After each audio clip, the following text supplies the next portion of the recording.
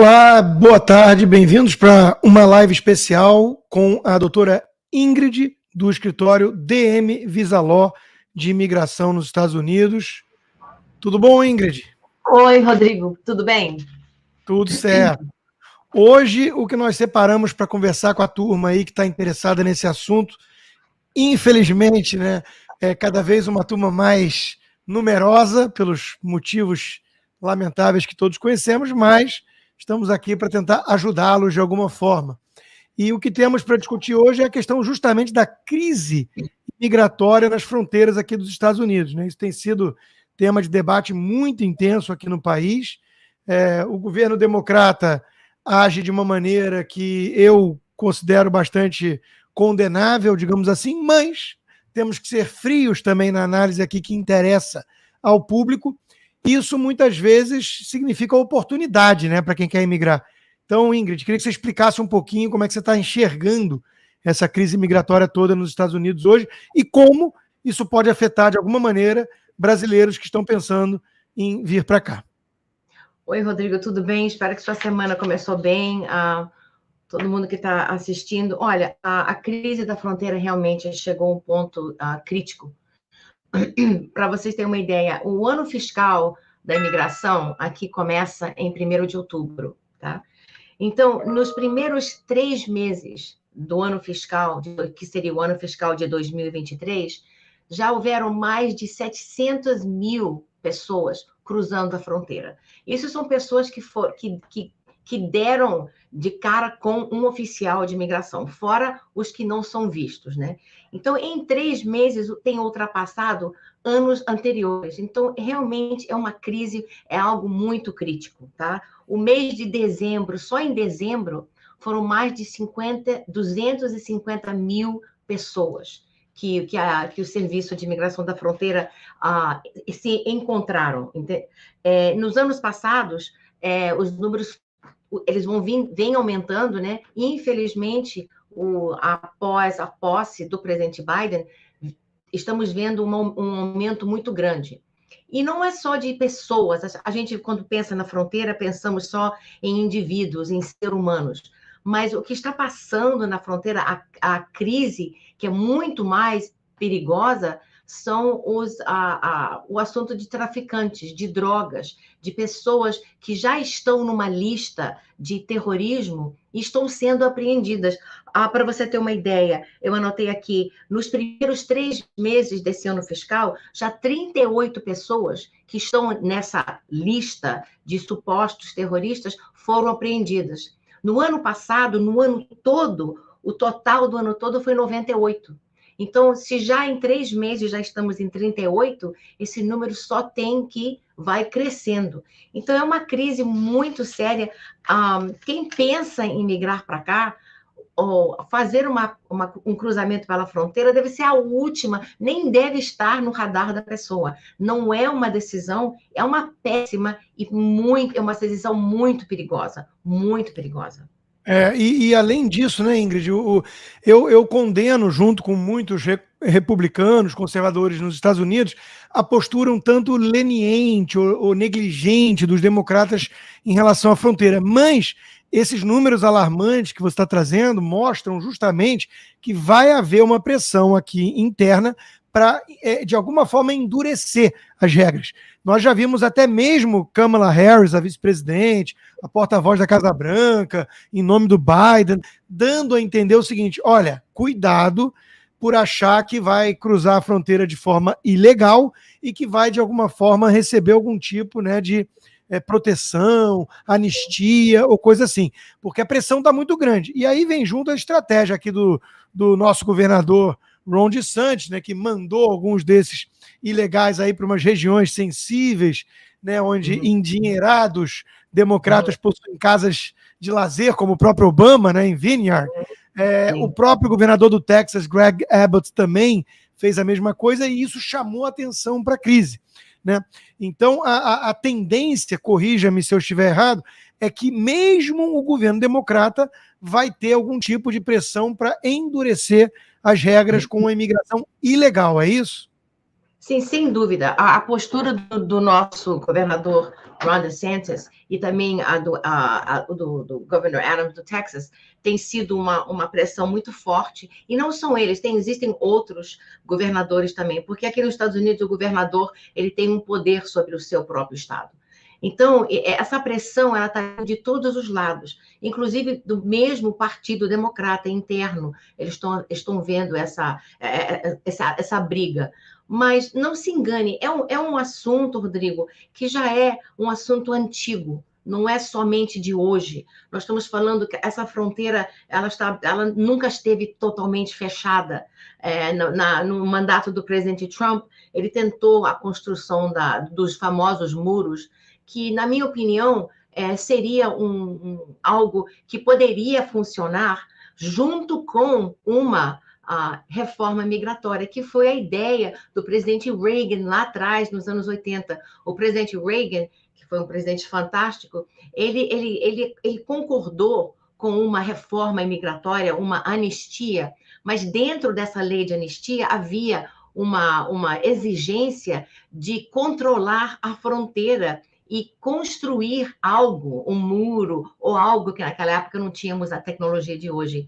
Acontece que a anistia aconteceu, mas a fronteira não foi fechada. Então, não adiantou nada. E desde então, não tivemos ainda uma reforma imigratória como a que tivemos com o presidente Reagan, até hoje. Independente do partido republicano ou democrata, não tivemos nada. E precisamos das duas coisas. Uma não pode ser feita independente da outra. Tem que haver um controle da fronteira, ela tem que ser monitorada, fechada, usar o termo que querem, mas, simultaneamente, tem que haver uma reforma imigratória, porque o incentivo das pessoas entrarem, isso nunca vai parar se não tiver alguma consequência. Eu não sei se você viu recentemente as 3 menininhas que foram encontradas na fronteira, uma história... Eu fiquei assim abismada. A menorzinha tinha 18 meses, a outrazinha tinha 6, a mais velha 9. Foram encontrados numa ilhazinha que fica na fronteira do México com os Estados Unidos, sozinhas, abandonadas. Agora, como elas, existem milhares de crianças. No ano fiscal de 2022, mais de 130 mil crianças sozinhas, sem acompanhamento de um adulto, cruzaram a fronteira. Então, além disso, e as drogas? Muitos elementos... Não, sem dúvida. A gente entende, obviamente, o desespero de famílias que vivem no Haiti, na Venezuela, e tentam, Salvador, de qualquer forma, Cuba, El Salvador, mandar os filhos, ou até eles mesmos, de maneira ilegal, chegar num país que é o país dessas oportunidades. Já foi muito mais, mas enfim. Só que os interesses dos Estados Unidos, dos americanos, precisa ser em proteger, obviamente. E como são de 10 a 30 milhões os imigrantes não documentados, como dizia o Obama, né, os ilegais nos Estados Unidos, é óbvio, Ingrid, que eles fazem alguma vista grossa para quem já está aqui, escola e tudo mais. Mas eu queria que você falasse um pouquinho das dificuldades de viver ilegalmente num país que é o país do império da lei. Quer dizer, é óbvio que você tem as Sanctuary Cities na Califórnia, não sei aonde. Eles, cada vez mais, os democratas tentam proteger.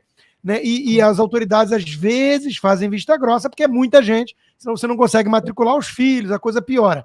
Mas é uma vida cheia de restrições, né?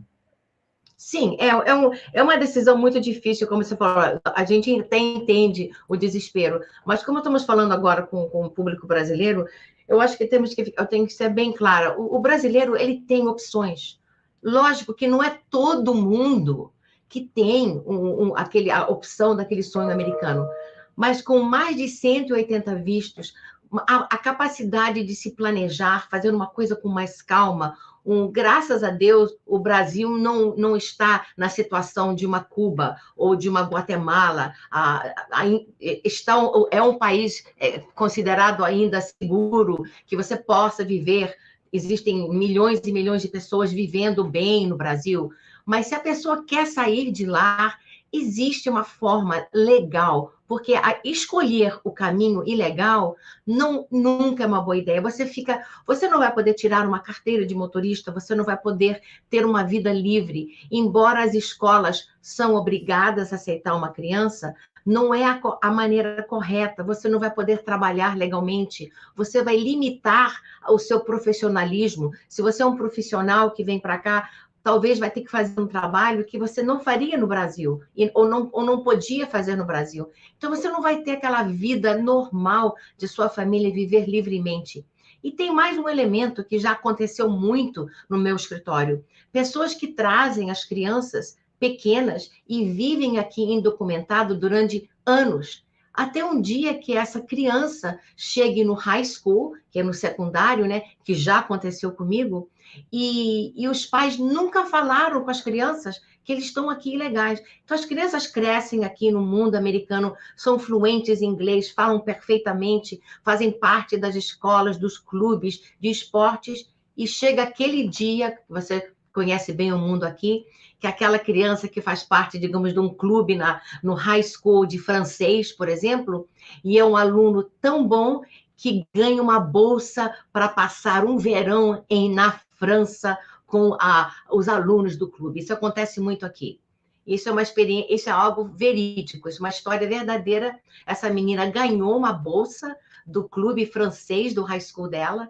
Ela toda contente chegou em casa e os pais me ligando, agora o que eu faço? Eu falei, bom, agora vocês vão ter que contar para ela que ela não pode viajar, ela não pode sair daqui, porque senão ela não volta. Então, essa menina passou momentos horríveis, ela não tem ideia. Então, você tá criando um ambiente de família difícil, ainda mais para as crianças. É uma São péssima escolhas ideia. complicadas. E eu sei que não era tema dessa conversa, mas eu queria finalizar, já que a gente está falando de entrada ilegal e que isso tende, né, pelo menos está tendo muita pressão para endurecerem as regras com isso. Uma outra opção que eu vejo muito brasileiro falar, né, Ingrid, é aquela história do casamento de fachada, que nem tem naquele filme do Green Card, lá com Gerard Depardieu, né? Isso também é algo que pode trazer, pode acarretar aí problemas sérios, né, se for pego. Olha, Rodrigo, em quase 28 anos de carreira, eu ouço as pessoas falarem: ah, não, eu conheço a fulano, eu conheço a ciclano que casou, pagou e não descobriu. De 100 pessoas que alguém que está ouvindo pode pensar: ah, conseguiram enganar a imigração, nos meus 28 anos de carreira, eu posso te dizer de milhares de pessoas que foram presas, porque é um crime, é um fraude no nível federal. A pessoa vai presa, o americano vai preso, o imigrante vai preso, servindo a pena, depois ele vai ser deportado e nunca mais vai poder voltar. Então, ninguém fala sobre as consequências de um casamento falso ou armado. É péssima ideia. E dificilmente você vai enganar a imigração. As pessoas só falam das pessoas que supostamente conseguiram, mas não falam dos outros que ficaram presos 10 anos por causa de ter cometido um fraude federal. É coisa muito séria. É um crime. Exato. É aquela história, né? As pessoas estão vindo para cá por um motivo. Esse é um país com mais liberdade e mais império das leis, mais respeito às regras do jogo. Não é uma terra sem lei como os países latino-americanos fracassados. Então, existe um motivo para isso, né? Existe uma preocupação muito grande das autoridades, da sociedade como um todo, em fazer valer as leis. Então, a melhor forma realmente é planejar e ver dentro das opções, mais de 180 vistos, se alguma se encaixa no seu perfil, se alguma dá para ir fazendo de forma gradual ou não, se preparando para isso, né? E o escritório DM Visaló da doutora Ingrid está aí para ajudá-lo. Então, procura pelo Instagram, que ela já disse que é a melhor forma de tirar dúvidas, ela tem uma equipe pronta para ajudá-lo, não é isso, doutora Ingrid? Sim, nós temos uma equipe fantástica, é só entrar no nosso Instagram, mandar uma mensagem. E uma última coisa, eu só quero lembrar as pessoas, o mito que o americano ele é anti-imigrante é realmente um mito. O americano, ele acolhe, ele abre os braços, eles são, você que mora aqui, você sabe, é um povo legal, é um povo que gosta de participar de uma cultura de um amigo, seja ele brasileiro ou de outro país, eles realmente abrem os braços. E esse mito, ah, não, eu não vou, eu tenho que entrar escondido porque ninguém quer imigrantes. Não. O que o americano tem receio e não é muito a favor é da imigração ilegal. Agora, aquelas pessoas que usam a porta da frente, eles são bem-vindos e muito bem-vindos. Sim, mas exatamente. aguardamos o contato das pessoas, estamos aqui para ajudar. Maravilha. Obrigado, doutora Ingrid. Até a semana que vem. Obrigada. Tchau, tchau, Rodrigo. Tchau, gente. Até semana que vem. É isso aí, meus caros. Por hoje é isso, né? Dicas importantes, dúvidas, porque tem que fazer a coisa de forma certa. Comece com o pé direito, planeje. Dúvidas, vá lá no Instagram da doutora Ingrid, DM, D de dado, M de Maria, Visa Ló e tire suas dúvidas. Valeu, turma. Até semana que vem.